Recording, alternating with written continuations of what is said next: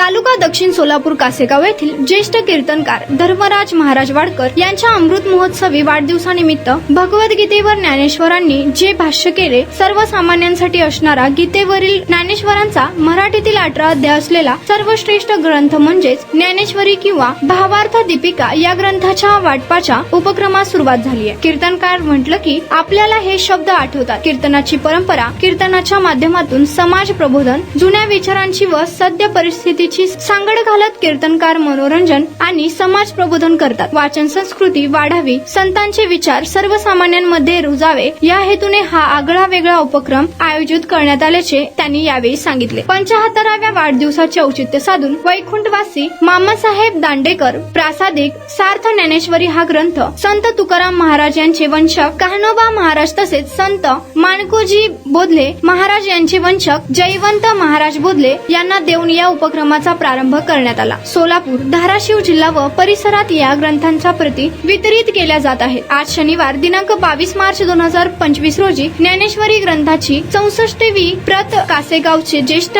कीर्तनकार कैलासवासी तुकाराम महाराज पवार, साक्षात्कारी वारकरी सावरगावचे कैलासवासी अंबादास फंड यांच्या स्मरणार्थ त्यांचे नातू सचिन भरत पवार यांना धर्मराज महाराज वाडकर कासेगावकर यांच्याकडून सेवार्थ ग्रंथरूपी आत्माधिक भेट देण्यात आली। यावेळी गावातील रहिवासी मोठ्या संख्येने उपस्थित होते। नारायण घंटे, लोकप्रधान न्यूज, कासेगाव।